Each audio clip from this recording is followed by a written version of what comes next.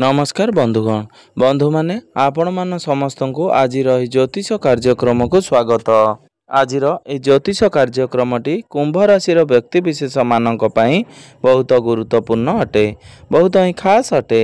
कारण आज वीडियो रे आमे माने जानिबा कुंभ राशि व्यक्ति विशेष मानक पई एही एप्रिल 2025 टी किपरि रहिछि। कुंभ राशि मासिक राशिफल उपरे आलोचना करिबा। कुंभ राशि व्यक्ति विशेष मानकर स्वास्थ्य, शिक्षा, प्रेम संपर्क, वैवाहिक जीवन, भाग्य, क्यारियर एवं व्यापार वाणिज्यर स्थिति किपरि रहिछि एही एप्रिल मास 2025 रे से विषय रे संपूर्ण भावरे आलोचना करिबा। नवग्रहंकर स्थिति मध्य देखिबा। नवग्रह केउं प्रकारर फल प्रदान करिबारे सक्षम हेबे। शेषरे अशुभत्व प्रदान करुथुबा ग्रह मानकर किछि विशेष प्रतिकार मध्य वीडियोर शेषरे आमे माने जानिबा। तेबे बंधु माने भिडियोटी को आगो को बढ़िबा पूर्वरु जदि आपण मानकर भी कुंभ राशि होइथाय तेबे भिडियोटी को लाइक करी चैनलटी को सब्सक्राइब कर दियंतु एवं आपण माने जदि सच्चा हृदय रे ईश्वर को भक्ति करुथांती, विश्वास करुथांती तेबे भक्ति एवं श्रद्धार सहित कमेंट बॉक्स रे जय श्री जगन्नाथ, जय माँ लक्ष्मी अवश्य लिखि दियंतु। एवं मोर गोटे छोट अनुरोध आपण मानकु भिडियोटी को स्किप न करी थरे मात्र शेष पर्यंत निश्चिंत देखंतु। तो बंधु माने आसंतु आरंभ करिबा आज रही कार्यक्रम को, जहा कि जन्म राशि एवं चंद्र राशि उपरे संपूर्ण आधारित अटे।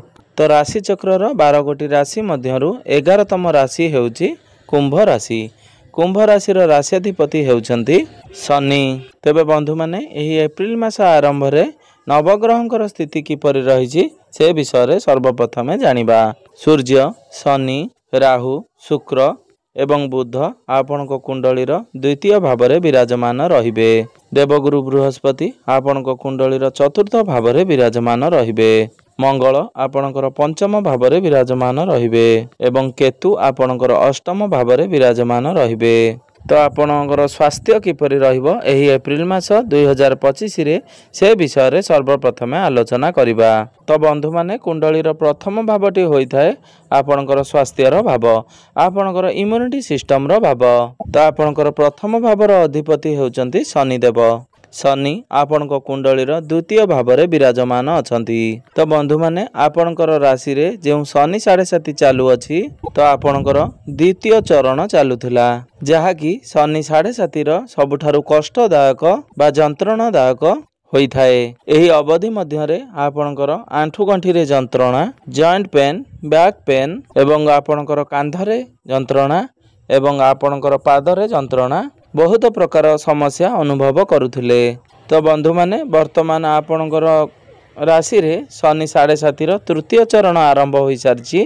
तो आपण ए सब समस्या रु धीरे धीरे बाहर को बाहरी आसीबे, अर्थात ए सब रे आपण धीरे धीरे सुधार देखिबा पई पाइबे। शनिकर द्वितीय चरण रे आपण अन्य शेषरी बाहर को यात्रा करुथिले। आपण को ए भली भागदौड़ करबा को पडुथुला जेउथरे आपण को कोनोसी भी लाभ मिलु नथिला एवं आपण क्यारियर रे जहाँ भी किछि करबा को चाहुथिले आपण को कोनोसी भी सफलता प्राप्ति होई पारु नथिला।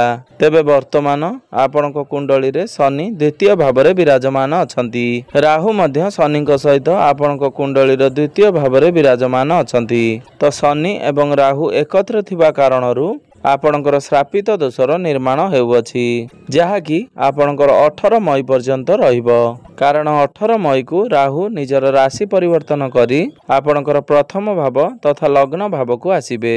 तेबे से पर्यंत आपणकर द्वितीय भावरे श्रापित दोषर निर्माण हेउअछि। तो 18 मई पर्यंत आपणकर स्वास्थ्य प्रति विशेष ध्यान देबार अछि। एही समय मध्य रे आपणकर गळारे किछि इन्फेक्शन बा आपणकर दांतरे किछि समस्या एवं एलर्जी इन्फेक्शन भली किछि समस्या देखा देई पारे। जेउ जगह रे अधिक प्रदूषण एरिया को जानतु नाही, कारण से भली जगह को गले आपणकर स्वास्थ्य प्रति विशेष क्षति हेबो।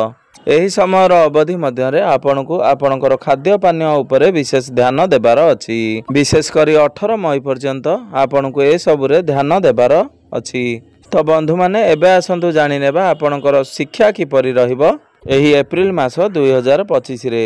ତ ବନ୍ଧୁମାନେ କୁଣ୍ଡଳୀର ପଞ୍ଚମ ଭାବଟି ହୋଇଥାଏ ଆପଣଙ୍କର ଶିକ୍ଷା କ୍ଷେତ୍ରର ଭାବ। ଆପଣଙ୍କର ଶିକ୍ଷାର ଅର୍ଥାତ୍ ପଞ୍ଚମ ଭାବର ଅଧିପତି ହେଉଛନ୍ତି ବୁଧ ଦେବ। ବୁଧ ଆପଣଙ୍କ କୁଣ୍ଡଳୀର ଦ୍ୱିତୀୟ ଭାବରେ ବିରାଜମାନ ଅଛନ୍ତି ଏବଂ ମଙ୍ଗଳ ଆପଣଙ୍କ କୁଣ୍ଡଳୀର ପଞ୍ଚମ ଭାବରେ ବିରାଜମାନ ଅଛନ୍ତି। ତେବେ 5 ଏପ୍ରିଲ ପର୍ଯ୍ୟନ୍ତ ମଙ୍ଗଳ ଆପଣଙ୍କର ପଞ୍ଚମ ଭାବରେ ବିରାଜମାନ ରହିବେ।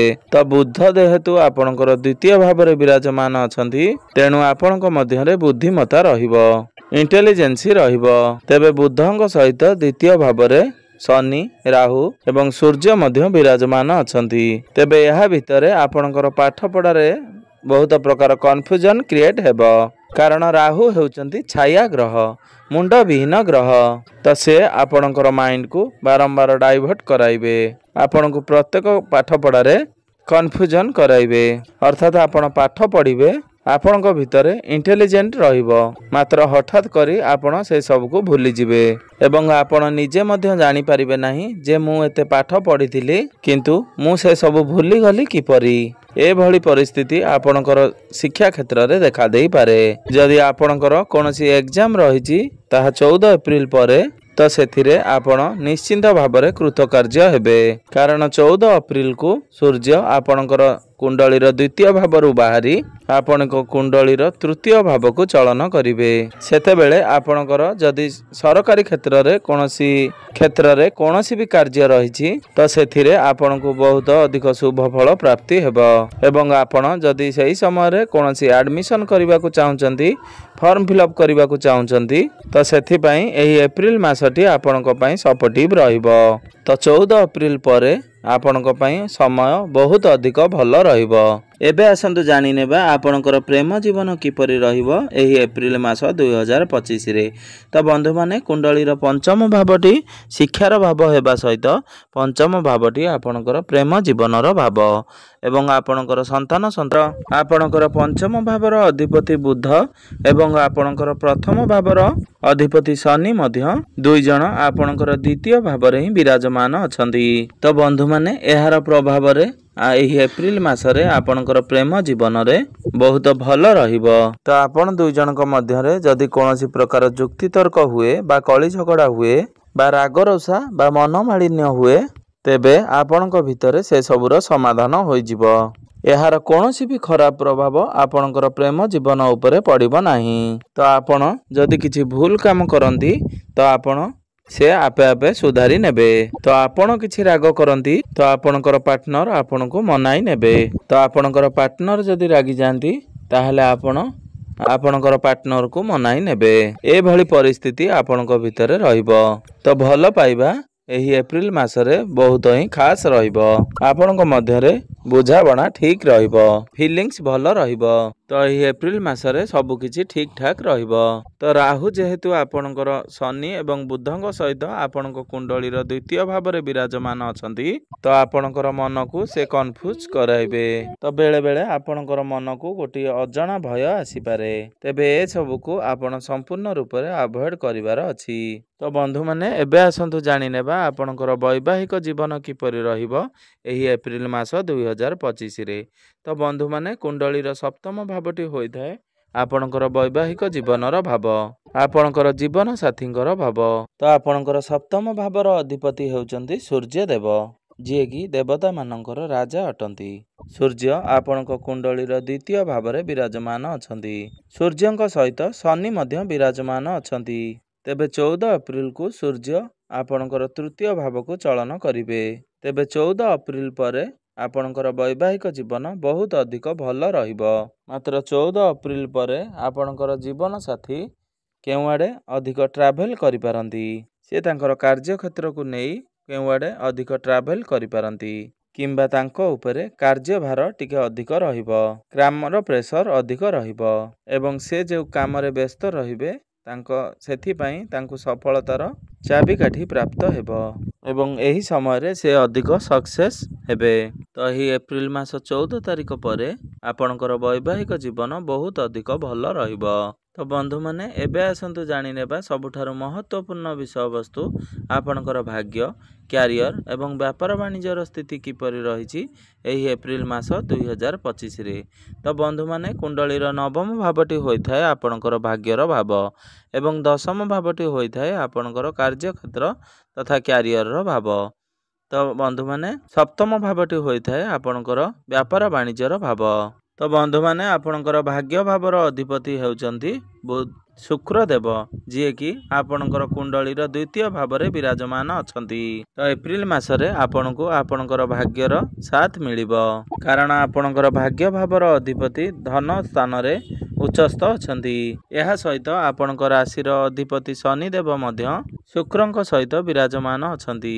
तो आपण जेउ कार्य रे हाथ देबे आपणको सफलता निश्चिंत भावरे प्राप्ति हेबो। आपणको आपणकर भाग्यर पूर्ण मात्रा रे साथ मिलिबो। जदि एही समय रे आपण कोनोसी बड़ कार्यर आयोजन करबा को चाहुचंती किंबा कोनोसी स्टॉक मार्केट ट्रेडिंग एवं शेयर मार्केट रे जदि इन्वेस्टमेंट करबा को चाहुचंती बा किछि बड़ डिसीजन नेबा को चाहुचंती मीटिंग डील बा आपण किछि बड़ जिनिस किणा किणी करबा को चाहुचंती तो प्रत्येकटी कार्य रे आपण को सफलता प्राप्ति हेबो। तो आपण निश्चिंत भावरे हेई कार्य गुड़िक करि पारिबे। एहा व्यतीत आपण जदि कोनोसी शुभ मांगलिक कार्यर आयोजन करबा को चाहुचंती तो सेथिरे मध्य आपण को शुभ फल प्राप्ति हेबो। तो बंधु माने एबे आसंतु जानि नेबा आपणकर क्यारियर तथा कार्य क्षेत्र किपरि रहिबो एही एप्रिल मास 2025 रे। तो बंधु माने कुंडलीर दशम भावटी होइथाय आपणकर कार्य क्षेत्रर भाव आपणकर क्यारियर भाव। तो आपणकर दशम भावर अधिपति हेउचंती मंगल देव। मंगल आपणक कुंडलीर पंचम भावरे विराजमान अछंती। 5 अप्रैल को मंगल आपणकर षष्ठ भाव को चलन करिवे एवं मंगल षष्ठ भावरे विराजमान रही आपणकर दशम भाव को दृष्टि देबे जहा फल रे आपण आपणकर काम कार्य को नहीं विदेश को यात्रा करि पारंती। एही समय रे आपण आपणकर शत्रु मानक ठारू टिके दूरेई रहिबा पई चेष्टा करंतु एवं पॉलिटिक्स ठारू आपण टिके दूरेई रुहंतु। आपण एही मासरे बहुत अधिक एनर्जेटिक रहिबे। आपण नुआ नुआ जिनिस जानिबा पई आपणकर आग्रह प्रकाश करिवे। तेबे षष्ठ भावरे मंगल गोचर करिबा फल रे मंगलंकर दृष्टि आपणकर लग्न भाव उपरकु रहिबो। आपणक मध्य रे क्रोध देखा देबो तेणु आपण आपणकर कार्य क्षेत्र रे क्रोध ठारू दूरेई रुहंतु। आपणक मध्यकु जेपरि आग्रेशन न आसे सेथि प्रति दृष्टि दियंतु। आपण जेते पारुछंती सेते शांत एवं नम्र रुहंतु। तो 14 एप्रिल परे आपणकर काम कार्य बहुत अधिक भल रहिबो। आपण आपणकर क्यारियर रे बहुत अधिक इंप्रूव करिवे। तो मंगल जेहेतु षष्ठ भावरे विराजमान अछंती आपणकर एही समय रे शत्रु संख्या वृद्धि हेबो। आपणक पछाडे किछि पॉलिटिक्स होई पारे एवं आपणकर आर्गुमेंट क्रिएट होई पारे। तो ए सबुठारु आपण जेते पारिबे दूरेई रहिले आपणक पई सबुठारु भल हेबो। एहा व्यतीत जो व्यक्ति विशेष मानक पाखरे कोनोसी चाकरी नाही किंबा कोनोसी काम कार्य नाही बा आपण चाकरी पई प्रिपरेशन हेउछंती तो 14 एप्रिल परे आपण को चाकरी प्राप्त हेबार बहुत अधिक संभावना रहुअछि। आपण चेष्टा जारी रखंतु कारण 14 एप्रिल को सूर्य आपणकर तृतीय भाव को चलन करी उच्चस्थ होई जिवे जहा फल रे आपण को चाकरी प्राप्त हेबार संभावना बनुअछि। तेणु आपण चाकरी पई चेष्टा जारी रखंतु।